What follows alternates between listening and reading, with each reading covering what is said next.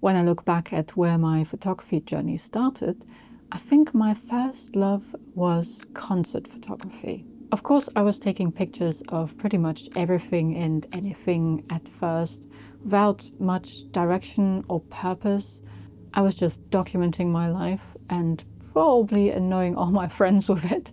But it was taking pictures at gigs that told me that I could potentially be good at this, and I was enjoying it more than anything else. The funny thing is, I was actually shooting pictures with this camera here. This is a Braun point and shoot, very simple, autofocus, meaning never in focus. This was just our family camera, and I was a teenager, so I couldn't afford anything else. I had to make do with this, and I could only dream of having a better camera one day and then maybe taking better pictures with that. The strange thing was, though, that when I eventually got a real camera, I actually realized that I didn't enjoy event or concert photography all that much, to be honest. I definitely wouldn't want to earn my living with it, and that came as a bit of a surprise to me because I used to enjoy it so much. After thinking about it for a few years, I think I understand it a bit better now, and that's what I want to talk about in this video. If you're new to this channel, then maybe you don't know this, but I actually like to make my life a lot harder than it has to be. We live in a day and age when cameras can practically see in the dark. There's autofocus, auto exposure, and all sorts of stuff like that. But I normally don't use any of it. I often take pictures on film, and actually for 10 years I shot only film. I didn't even have a proper digital camera. Only recently I upgraded my digital setup because I'm shooting these videos and I needed a better camera. And that's when I started taking pictures in digital again, because it was actually quite nice. Not that I use any of the auto functions, I still shoot all manual all the time, because I like my life a little bit more difficult than everyone else, I suppose. I think the main reason is that cameras have gotten to a point that all the auto functions are relatively reliable even. With this camera, autofocus was playing the lottery, to put it nicely. A rigged game, mostly. With cameras nowadays, that's not the case anymore. Autofocus is reliable, and so is auto exposure if you know what you're doing. With these old film cameras, or even older digital cameras, the auto functions were, well, hit and miss. But with my Lumix, for example, I can just turn it into auto mode. I can point it at anything, and if I point it vaguely in the right direction, I mean, not even completely in the right direction, vaguely in the right direction, I will probably get the shot. And that makes things a little too easy for me, I guess. If someone comments on my video or on a blog post that my camera takes nice pictures, then with a Lumix camera, that's probably true, because my involvement in it is pointing it in the right direction if I'm not shooting manual. And yeah, and if you use like a 360 camera, you don't even have to point it in the right direction. So I don't know, there isn't much skill involved in that anymore. And I think that used to irk me. So I started using manual mode when I started shooting digital to have more control and actually feel like I have a bit more agency in how the picture turns out, and it's not just, you know, the camera doing most of the work. I wanted it to be my picture and my contribution, and sometimes that means you have to make your life a little bit more difficult so that you can feel involved. All of this is not to say that people who shoot in auto modes take worse pictures or aren't involved in their picture taking process. It's just a different way of working, and to each their own. I prefer to be more manual, and other people like to take at least a part of this out of their hands, and this can be very helpful. For certain genres, it makes shots possible that wouldn't be possible otherwise, or at least very difficult to get, and it's just another tool. So if you prefer to use those tools, then that's great. For me, most of the time, I prefer to go all manual. So what about this camera then? Why did I enjoy shooting concept pictures on this, but not on a proper camera? In a way, it was the unreliability of it. You would point it in the right direction. Sometimes it was miss the focus. If your framing was also off or there was something annoying in the background, then it wouldn't work out. And I took a lot of very, very bad pictures on this camera.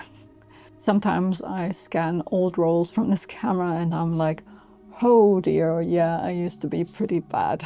But every now and then I took such amazing pictures with it that I was stunned by them. And it was like winning the lottery, like something channeled some fate into the camera and it just, everything aligned, the stars aligned, and there was the picture. And those kinds of pictures I even printed and framed and hung on the wall because I was so proud of taking them, even though the main contribution that I had was pointing it in the right direction at the right time and the stars aligned.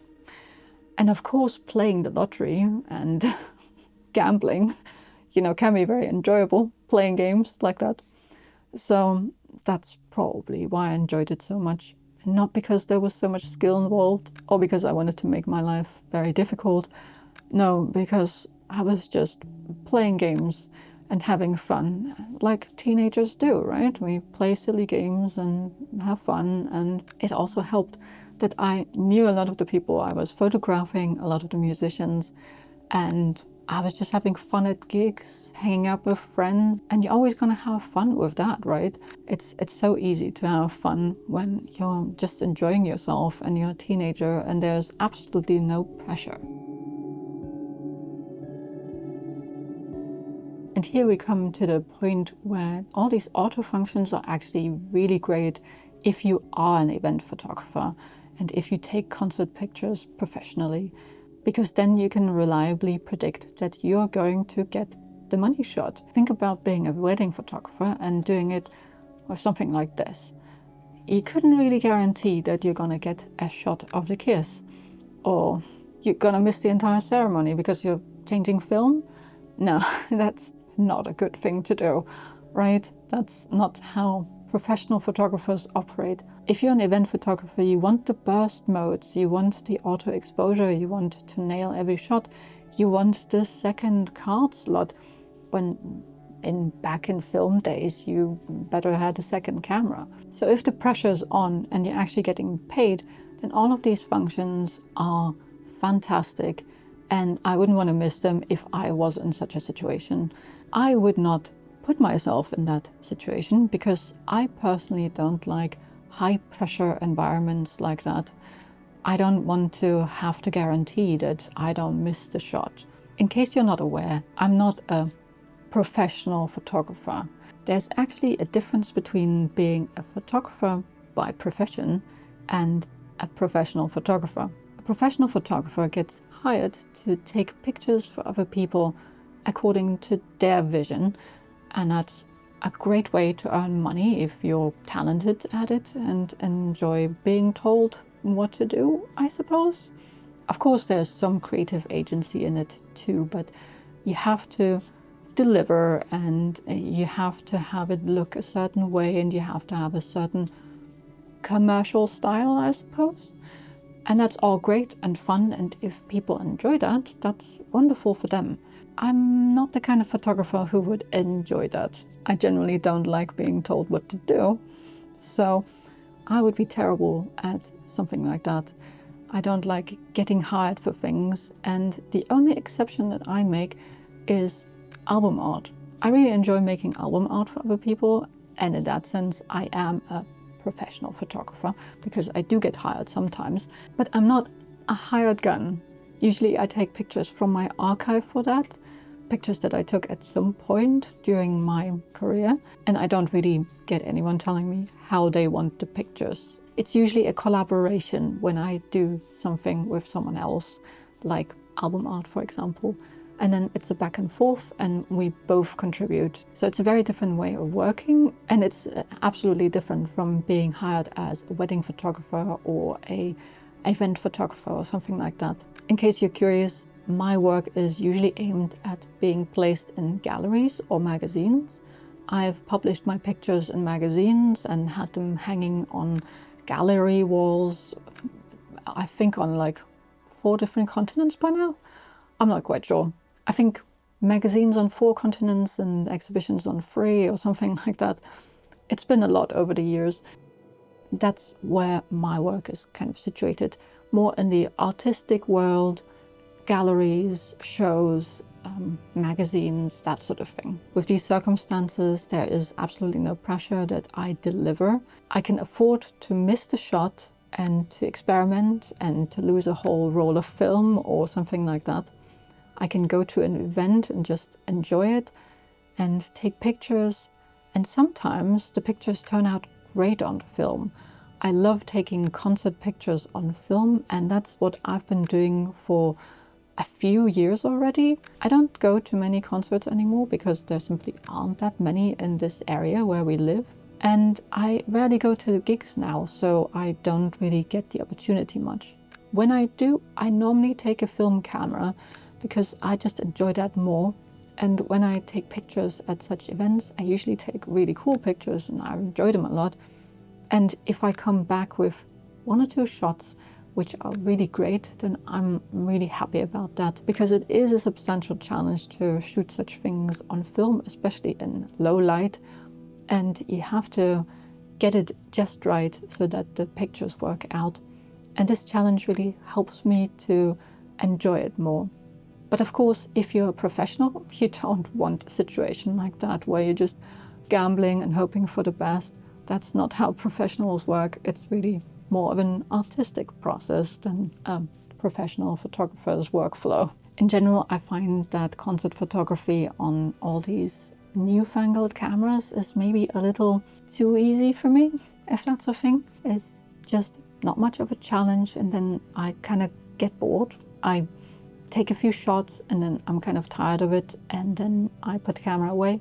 Of course, I did it a few times as well. I took some pictures on digital and I got the money shot in many cases, and I overshot a lot, and I made sure that I got the right pictures, even though it was just for me and I wasn't hired to do it. But I really didn't enjoy it so much, and I much prefer this gambling approach to concert photography now.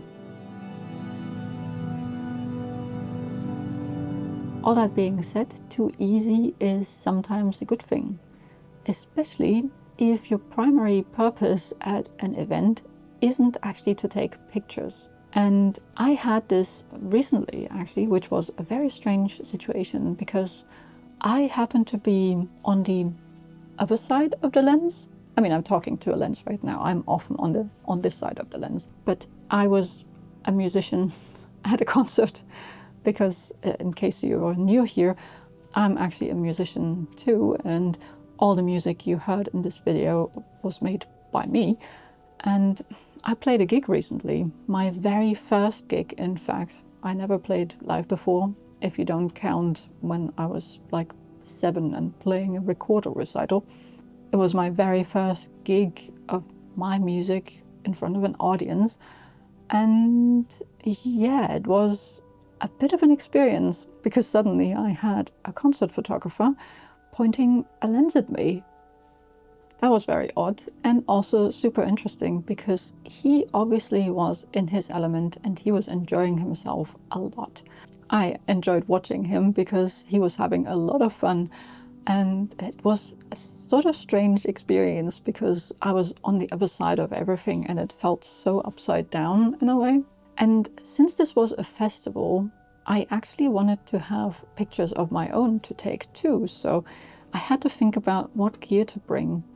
And at first I thought maybe I should bring a film camera so that I actually enjoy myself, but I was already carrying a lot of gear anyway for the gig, and carrying 2 cameras would have been way overkill, because I obviously needed footage for my videos of me performing. So I had to take the digital anyway, and I didn't want to bring another camera on top of that, because it would have been another thing to worry about too in that situation. So I brought my Lumix S5 2X, great camera for the purpose. I was shooting a 24mm f1.8 autofocus lens. So this was auto, and I made up for this by bringing also 2 more lenses, a Canon autofocus 50mm f1.4, and this one I was trying out on a Viltrox adapter. I wasn't really sure whether it was going to work out, and so just in case, I also had a manual focus on me, which was a Canon 50mm LTM lens, a 1.4. So a very vintage lens. In the end, I used the autofocus lenses only because in that situation, I literally could not focus. I was so preoccupied with my own gig and everything to do with that, that I was just not able to handle anything else. I had spent so much of my energy already on my own gig that afterwards taking pictures, I needed the auto functions to enjoy myself. And all these auto functions also came in handy in a different way. While I was playing my gig, my husband was actually filming me with my Lumix. My husband is a really good photographer in his own right, but he had never used my Lumix before. And I could just hand it to him, more or less set up, and he took really good footage of me, just like that. I didn't have to worry that he would miss focus on my 24mm. That was completely rock solid. That was a great relief for me because I didn't have to worry about any of that. And then I could also just film and take pictures with autofocus, even though I was completely frazzled after my gig. I was not really on point for kind of ninja style photography. So, and in a way that's also something to consider, because if you're not necessarily going to a gig only to take pictures and you actually want to enjoy the gig, what a novel concept, then maybe it's good to have all these auto functions and that you don't have to worry about whether your picture is gonna turn out or anything like that. If you can just rely on the pictures coming out the way you intend, then you can concentrate on the gig and enjoy it. Well, you know, as a photographer, sometimes we do forget to stay in the moment, so that's something to think about.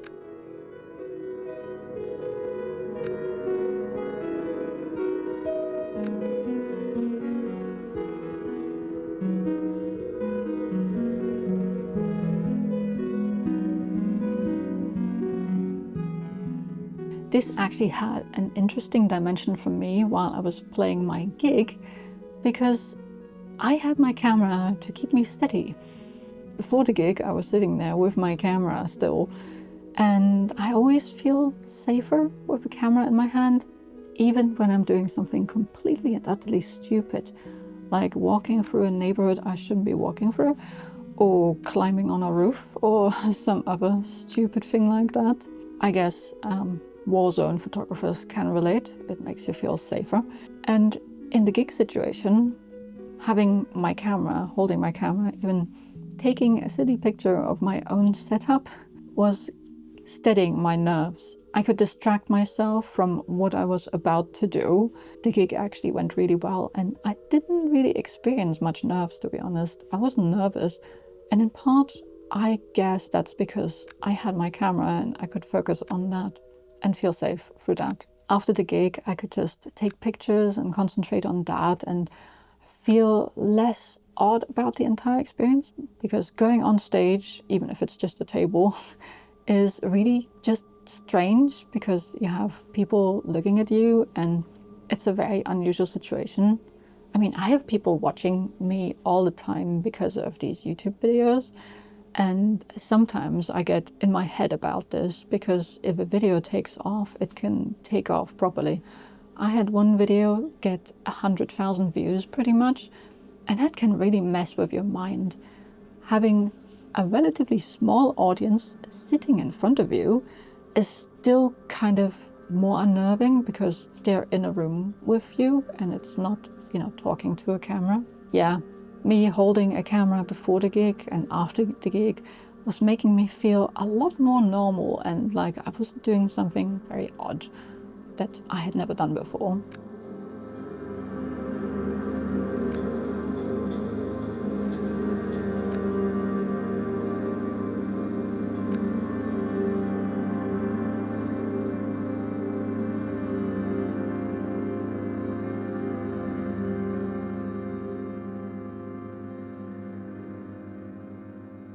So if you're not enjoying your concert photography much and you can relate to my experiences of not finding it too engaging to take pictures with like fully automatic cameras and that sort of thing, then of course there are solutions to this, like shooting film or at least a manual lens to make it more engaging for you. If you have the opposite problem and you're just super annoyed at always missing your shots because your camera just isn't good enough, then my suggestion would be not to take pictures on your phone, but to get a real camera. That really helps. And real cameras nowadays are really good at these sorts of things. So it's a good thing too to have a reliable camera that has good autofocus and that can deliver the pictures. So that's another consideration. And it might also be the case that you're not enjoying your concert photography because it's actually bringing you out of the moment. This is actually something that I experienced also many years ago when I was shooting a lot of pictures at concerts. At some point with certain concerts, I didn't want to take a camera. This usually happened after I'd already seen 1 or 2 gigs of the same tour, and then maybe I saw another one, and then I had already taken pictures, so I didn't have to worry about it. I just went without a camera. Nowadays, that's really rare. I mean, we all carry cameras all the time in the form of our phones. So maybe one thing to enjoy it more would be to not take out your phone. That would be a good idea too. But I know it's hard. And I guess if I had had a camera with me at that time, I would probably have used it, which is why I left it at home. Interesting concept nowadays. So that's something that I would actually recommend to anyone nowadays who's going to a concert to at least try it once, to leave the camera at home, to not take out the phone, to just be in the moment. Because the best concerts I have ever experienced were always when I didn't have my camera on me because I was completely in the moment. And yeah, that's sometimes a really good option too. But that's probably not a way to improve your concert photography. It's an improvement to your concert experience, so a bit different and off topic perhaps.